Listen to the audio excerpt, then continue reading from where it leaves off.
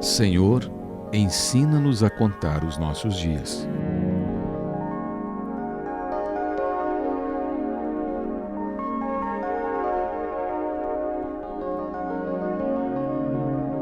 Nesse livrete, estudaremos alguns versículos da Bíblia referentes à contagem de anos para que vejamos o que Deus diz a respeito disso e como Ele contabiliza a nossa idade. Em Gênesis capítulos 4 e 5, há duas genealogias. O capítulo 4 trata da genealogia de Caim e o capítulo 5 da genealogia de Sete.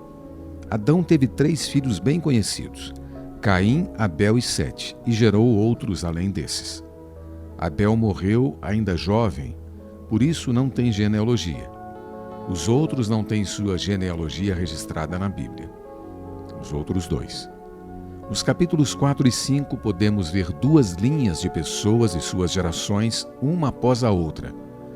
Uma linha que procede de Caim, contendo Lameque, Tubal-Caim, e outra começa em Sete, que inclui Abraão, Moisés e Cristo.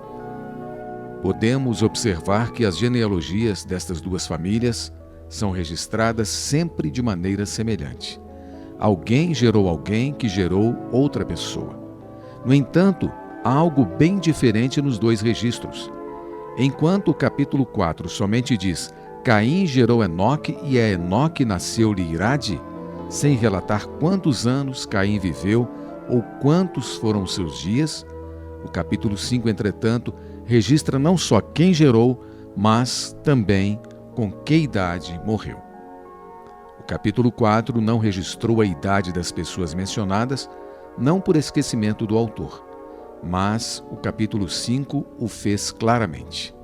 Quem gerou quem, com que idade, quantos anos viveu depois disso, e ainda o total dos anos que viveu na terra.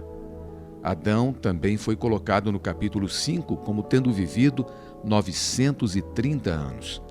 De Adão a Sete e de Sete até Noé, o registro foi feito dessa forma clara. Essa é a grande diferença dos registros nos 2 capítulos. Agora, por que tem essa diferença? Qual é a razão de tal diferença? É porque aos olhos de Deus, Caim não tem anos a serem contabilizados. Isso mesmo. Talvez ele tenha se casado aos 50 anos, gerado filhos aos 60 e falecido com 600 anos, porém Deus não os considerou. Simplesmente ignorou os dias de Caim. Aos olhos de Deus, este homem nunca viveu. Mesmo enquanto vivia, ele estava morto.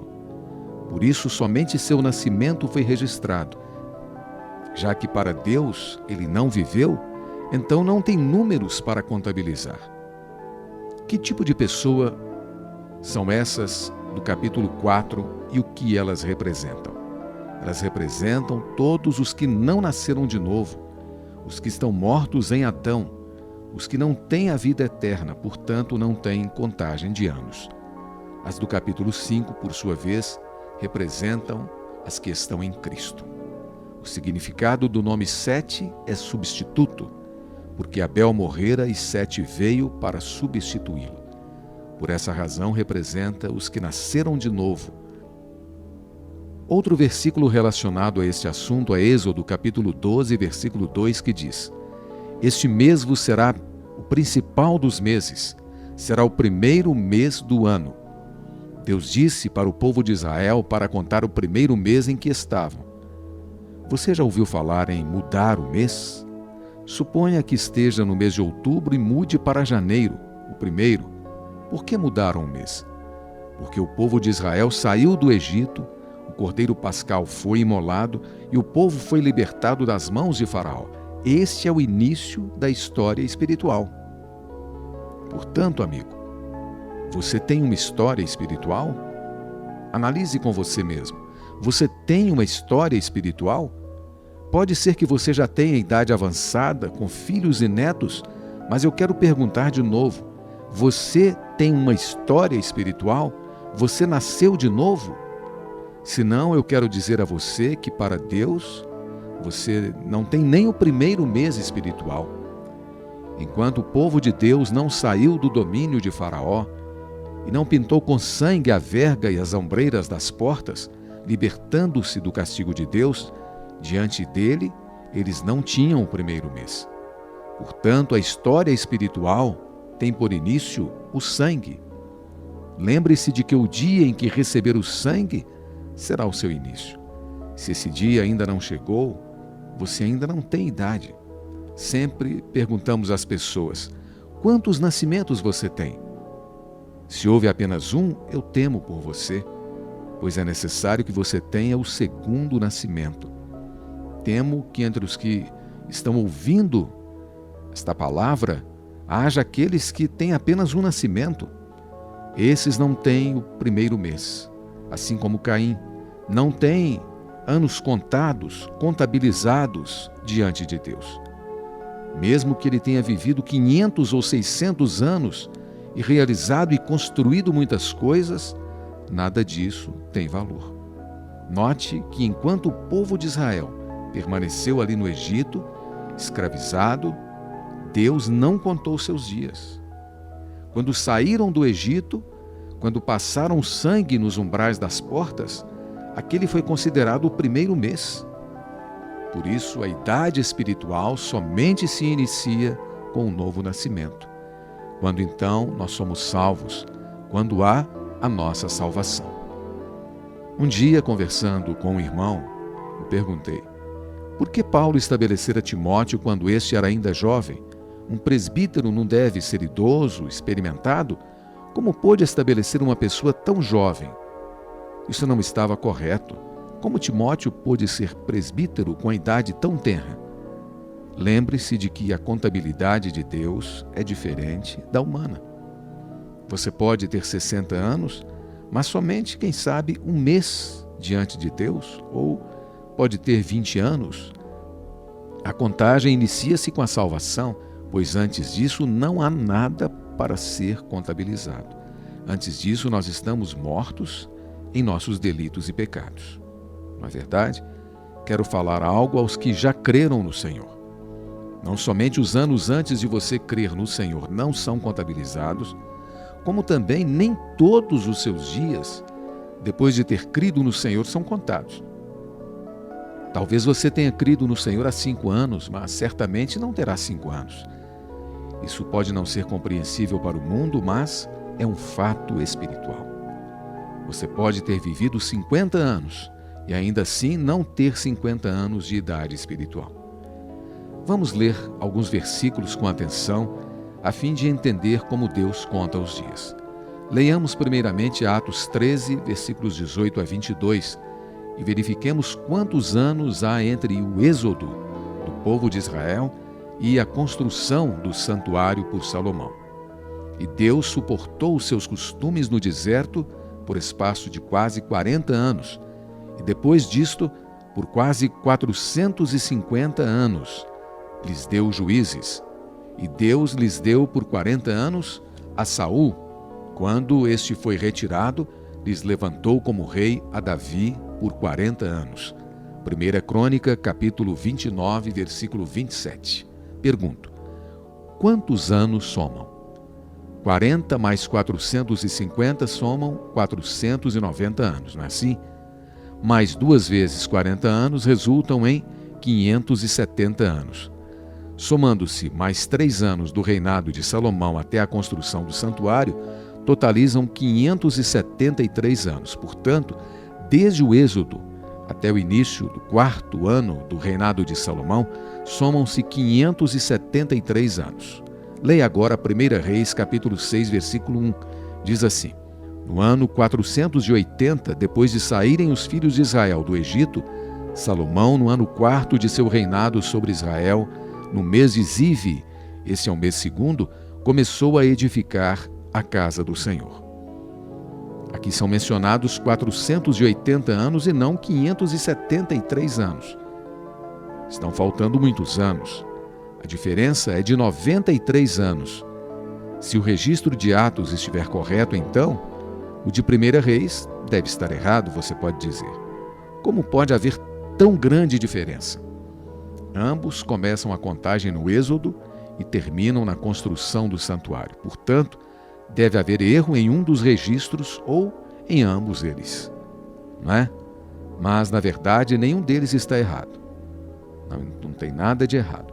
Ocorre que em um dos registros há a aplicação do princípio espiritual de que falamos.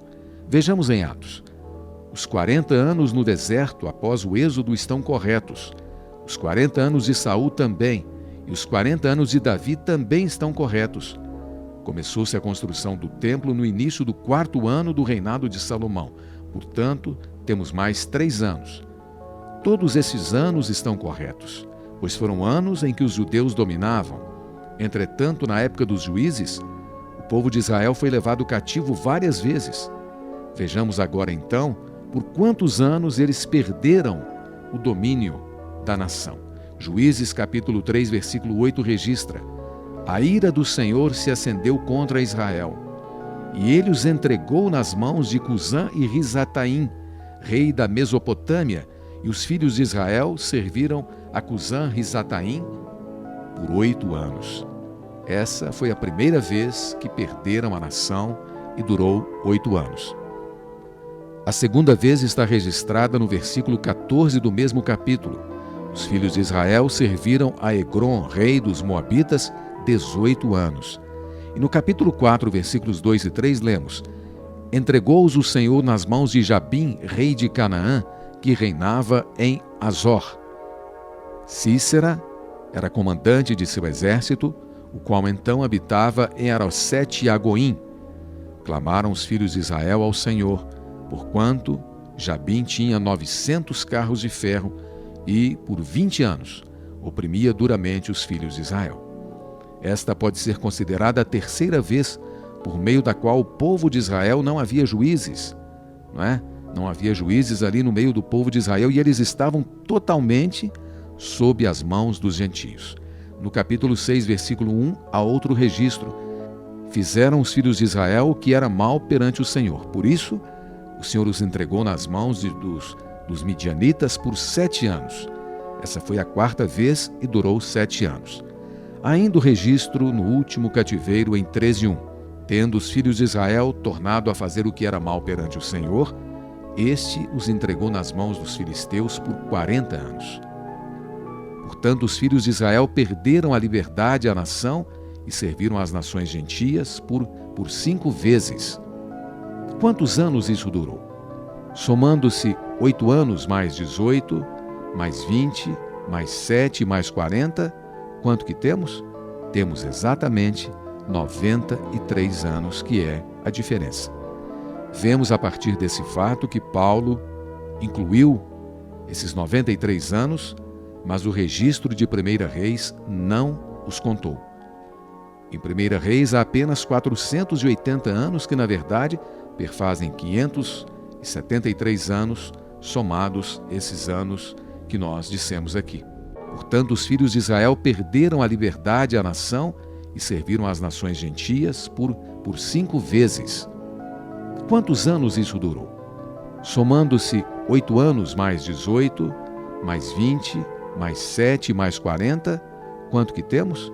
Temos exatamente 93 anos, que é a diferença. Vemos a partir desse fato que Paulo incluiu esses 93 anos, mas o registro de 1 Reis não os contou. Em 1 Reis há apenas 480 anos que, na verdade, perfazem 573 anos, somados esses anos que nós dissemos aqui. 93 anos. Por que 93 anos não foram então contabilizados? Há um motivo. Estes foram anos perdidos. Foi um tempo perdido. Quando estamos em cativeiro, quando estamos sujeitos aos gentios e não temos juiz, esse período não há anos contabilizáveis, não é? O que estamos vendo agora é um passo a mais em relação ao que vimos anteriormente. Não somente antes de nascermos de novo estávamos mortos, sem dias contados diante de Deus, como também, preste atenção, após recebermos a vida eterna, muitos dias e muitos anos nossos são mortos diante de Deus. Mesmo que você já pertença a Deus, seja alguém salvo, mas se for levado cativo e enredado pelo mundo, se for levado até Moabe para ali viver como escravo, não tendo liberdade para servir a Deus, esse tempo em que você não pode ser chamado filho de Deus não é contado por ele. Toda vez que você estiver obedecendo ao homem, servindo o homem em lugar de Deus, esse tempo será perdido. Devemos contar quantos são os dias, após sermos salvos, que pertencem a nós mesmos, em que vivemos em liberdade, sem sermos escravizados pelos homens. Esses são verdadeiramente válidos perante Deus. Em outras palavras, talvez você tenha crido no Senhor há 5 anos, 8 ou quem sabe 10 anos, mas nesses anos todos, quanto tempo você viveu insensatamente? Quanto tempo? Quantos desses anos devem ser descontados? Verdadeiramente nós perdemos tempo demais. Não sabemos, de dentre tantos anos, o tempo contado diante de Deus, se chega a pelo menos 1 ano. Todos os anos que vivemos, segundo a nossa própria vontade, segundo a vontade do homem, são anos esquecidos. Vamos perguntar a nós mesmos: será que tenho dias perante Deus? Será que comecei a viver o primeiro mês agora? Esta é a primeira pergunta. A segunda que devemos fazer agora é a seguinte: eu nasci de novo? No entanto, temo que nesses anos tenha deixado passar muito tempo em branco. Quantos dias, amigo? Quantos dias, meu irmão, minha irmã, foram contabilizados por Deus em seu viver? Todo o tempo que vivemos em servidão e sem comunhão com Deus são dias perdidos. Talvez tenhamos crido no Senhor há 8 anos ou 10 anos, mas ainda somos iguais ao tempo lá atrás, no tempo em que nascemos. Não houve qualquer progresso em nosso viver. Não houve um crescimento espiritual. Afinal, quantos dias realmente temos diante de Deus? Essa é uma questão extremamente importante. Lembre-se do que Paulo disse aos Coríntios: eu, porém, irmãos, não vos pude falar como a espirituais, e sim como a carnais, como crianças em Cristo. Leite vos dei a beber, não vos dei alimento sólido, porque não podíeis suportá-lo. Nem ainda agora podeis, porque ainda sois carnais. Essa afirmação significa que eles perderam muitos dias. Eram como uma criança velha, velhos na idade, mas ainda crianças. Deveriam ter crescido e não cresceram. Perderam muitos anos, pois deveriam ser como um varão forte, trilhando impávidos o caminho, alimentando-se de alimento sólido. Entretanto, viveram tantos anos em vão como carnais. No tocante a andar no caminho da obediência ao Senhor, a confiar em Deus, já deveriam ser experimentados a ponto de ensinar a outros. Porém, até então, eles mesmos não tinham conhecimento. Por isso, o apóstolo Paulo disse que, mesmo depois de nascermos de novo, muitos dos nossos anos podem não ser contados e continuarmos ainda como crianças. Vamos agora recordar-nos da parábola dos trabalhadores na vinha. Bem, o Senhor saiu várias vezes para procurar trabalhadores. Saindo pela 3ª hora, viu outros que estavam ociosos na praça e disse-lhes: ide vós também para a vinha. Ocioso é estar parado, sem fazer nada. O Senhor quer que você trabalhe. Quando ele saiu, a hora 1/10, ou seja, entre 4 e 5 da tarde, ele viu que havia mais pessoas paradas ainda e disse-lhes: por que estivestes aqui ociosos o dia todo? O que significa essa passagem? Nós sabemos que é uma parábola, dizendo-nos que Deus tem uma esfera, um limite determinado de trabalho, a vinha. Deus tem uma vinha, onde nós precisamos estar trabalhando nela. Todos os que estão do lado de fora da vinha são ociosos. Não importa o que você esteja fazendo lá fora, o simples fato de estar do lado de fora da vinha significa que você está ocioso. Você pode ter sido presidente da República por muitos anos, ou ter sido um professor durante muitos anos, ou ter sido um bom pai de família por algumas dezenas de anos, ou uma boa mãe por muitos anos, ou ter sido um bom pastor, mestre, missionário, evangelista por toda a vida, ou tenha dedicado sua vida a trabalhar afanosamente pela igreja, pelo evangelho, pela expansão do reino, ou fez muitas coisas na sociedade, mas aos olhos de Deus você é um ocioso. Será que uma pessoa assim está realmente ociosa sem fazer coisa alguma? De modo geral, as pessoas do mundo estão trabalhando.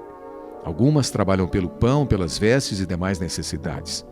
Outras, por serem ricas, talvez não precisem trabalhar por suas necessidades, mas estão ocupadas divertindo-se. Por isso, alguns pelo prazer da comida, outros pelo prazer dos divertimentos, todos estão ocupados. Mesmo entre os que creram no Senhor, muitos são fervorosos em trabalhar para Ele. A quem então Deus se referiu como ociosos? Quem são os ociosos? Para Ele, todos os que trabalham fora da vinha são desocupados, são ociosos. Toda obra, atividade e labor fora da vontade de Deus são vãos. Provavelmente você esteja extremamente ocupado com uma obra espiritual, mas Deus irá dizer-lhe com toda calma: por que você está tão ocioso? As obras fora da vinha não são minhas.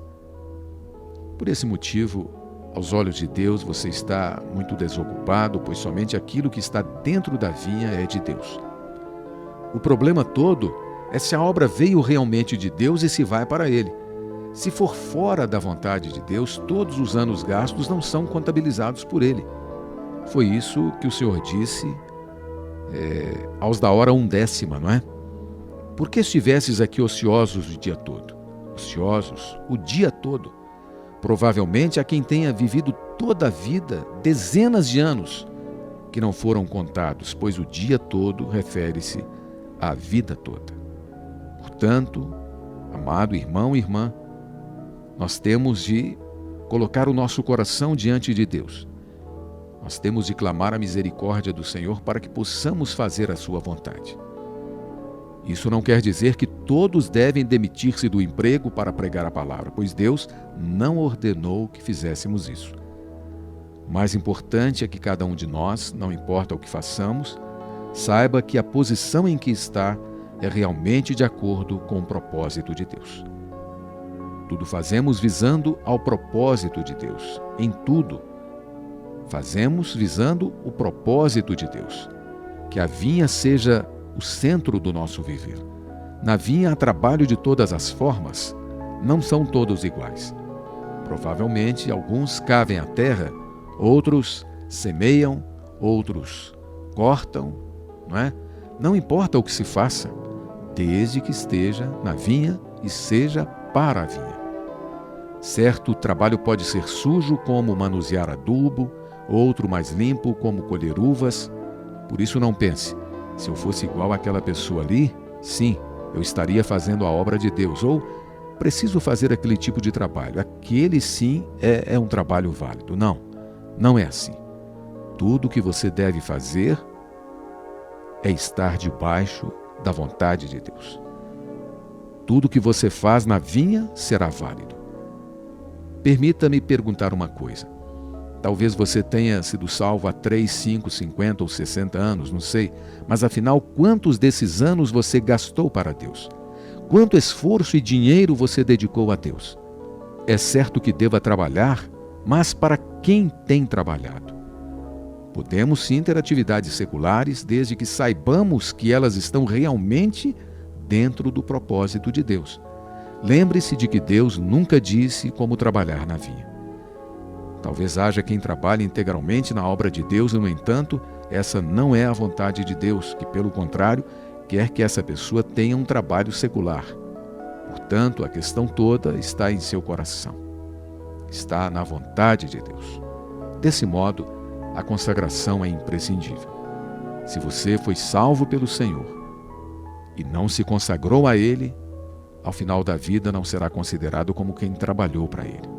Se do dia da salvação até hoje, no tocante a conduzir pessoas para Deus, você não moveu um dedo, então você é um desocupado, Essa é a maneira certa de contar o tempo, pois todos os dias que vivemos para nós mesmos, os dias em cativeiros e pecados, Deus não contabiliza. Há quantos anos vivemos aqui na Terra? 70, 80, 40, não sei. Temo que mesmo sejam poucos anos esses, até 80 anos. Você conhece cristãos de 100 anos? Talvez não existam. Nesse tempo já tão curto, subtraindo ainda os anos antes da salvação, quantos ainda restam? Meu irmão, minha irmã, você sabe por quantos anos ainda viverá? Naquele dia, talvez já com mais de 60 anos, Deus provavelmente lhe dirá: você viveu diante de mim menos de 10 anos. Você viveu apenas alguns dias, todos os outros foram esquecidos. Vamos contar os nossos próprios dias corretamente, amigo. Vamos usar bem o tempo que nos resta. Um homem viveu 10 anos na terra, mas talvez lhe seja contado apenas um dia. Por outro lado, um dia também pode valer 1000 dias. Aleluia! Disse Davi que um dia nos átrios do Senhor vale mais que 1000. Por isso, nosso serviço a Deus não é vão. Os dias celestiais não são contados como as 24 horas de um dia. A contagem é espiritual. Portanto, um dia nosso não significa necessariamente um dia nessa contagem. Todos os que são pelo Senhor estão na luz. E todas as coisas, sem Ele, estão cheias de trevas. Na Bíblia, há um versículo muito triste que diz: tendo recebido o bocado, saiu imediatamente, e era noite. João capítulo 13, versículo 30 aqui, referia-se a Judas. Esse é o versículo mais negro. Judas saiu da presença do Senhor para traí-lo. Isso são trevas eternas. A partir desse dia, essa pessoa não mais tem um dia claro. Está sem luz e só tem trevas. Apartar-se do Senhor é algo muito perigoso. Quando não houver o Senhor, haverá então ali noite. Portanto, cada um de nós deve começar a contar e determinar como viver os dias de agora em diante. Esperamos que não somente deixemos de perder tempo, mas também façamos um dia valer 1000, andando cada dia sem jamais parar, cada passo sendo dado na luz da vontade de Deus. Eu não posso esperar mais, você também não pode esperar mais. Quando permanecemos caídos, esse tempo é perdido. Não importa porque tenha caído. Levante-se outra vez e ande na vontade do Senhor.